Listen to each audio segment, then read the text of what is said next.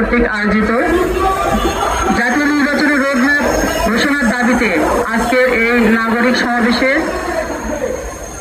সম্মানিত সভাপতি, যিনি 5ই আগস্টের আগে এই প্রেস ক্লাব চত্বরে দেশ বাঁচাও মানুষ বাঁচাও আন্দোলনের ব্যানার হাতে করে অজস্র দিন এই স্বৈরশাসকের বিরুদ্ধে যিনি দাঁড়িয়েছিলেন আমাদের প্রিয় ভাই রকিবুল ইসলাম রিপন।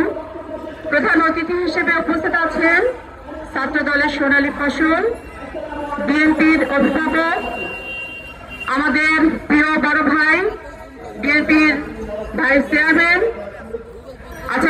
ডক্টর আসাদুজ্জামান রিপন ভাই সহ উপস্থিত নেতৃবৃন্দ, সাংবাদিক ভাই বোনেরা, সকলকে বাংলাদেশ জাতীয়তাবাদী ঢাকা মহানগর দক্ষিণ বিএনপির পক্ষ থেকে জানাচ্ছি সংগ্রামী শুভেচ্ছা।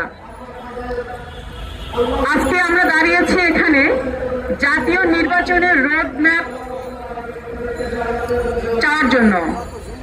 আসলে শুধুমাত্র 1 মিনিট সময় বক্তব্যের আমি এই অন্তর্বর্তীকালীন সরকারের প্রধান উপদেষ্টা এবং বিশেষ দায়িত্বে যারা উপদেষ্টা মণ্ডলীর সদস্যরা রয়েছেন তাদের উদ্দেশ্যে শুধু একটি কথা বলতে চাই, আপনাদেরকে ভুলে গেলে চলবে না।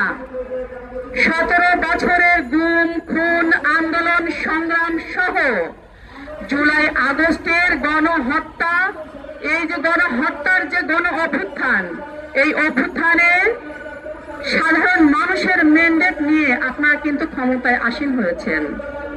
আপনাদেরকে মনে রাখতে হবে আপনাদের প্রধান লক্ষ্য হওয়া উচিত একটি গণতন্ত্র প্রতিষ্ঠা করা, আর সেই গণতন্ত্র প্রতিষ্ঠার মূল মন্ত্রই হচ্ছে নির্বাচন।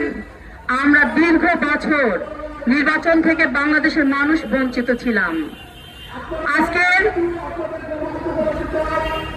উপদেষ্টা মণ্ডলীর সদস্য আসিফ নজরুল সাহেব, আপনি আইন মন্ত্রণালয়ের দায়িত্বে আছেন। আপনার কাছে আমাদের অনেক অজস্র প্রশ্ন। আপনি এখন পর্যন্ত শেখ হাসিনা যে পালিয়ে গিয়েছে, শেখ হাসিনার অজস্র দোসর, এই দানব হাসিনার দোসররা এখন পর্যন্ত বাংলাদেশে অবস্থান করছে, আপনি তাদেরকে বিচার করতে পেরেছেন? আমরা তো চাই হাসিনার নির্বাচনের আগে এই স্বৈর শাসক ফ্যাসিস্ট হাসিনার বিচার হোক।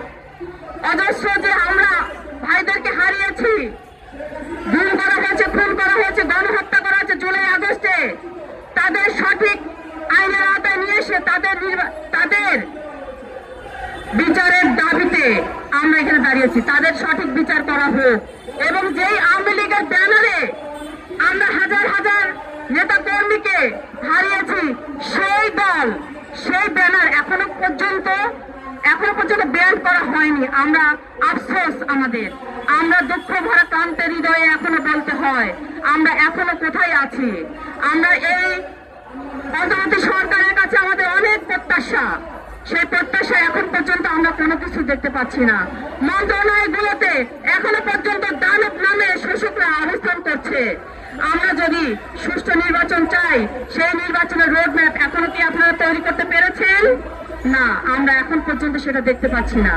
অনতি বিলম্বে এই অন্তর্বর্তী সরকারের কাছে আমাদের অনুরোধ, অনতি বিলম্বে একটি সুষ্ঠু ভোটের মাধ্যমে গণতন্ত্র প্রতিষ্ঠার মাধ্যমে আপনাদের ক্ষমতাকে হস্তান্তর করুন। এটাই আজকের এই মানববন্ধনের একটি প্রত্যাশা। সকলকে অসংখ্য ধন্যবাদ। আসসালামু আলাইকুম।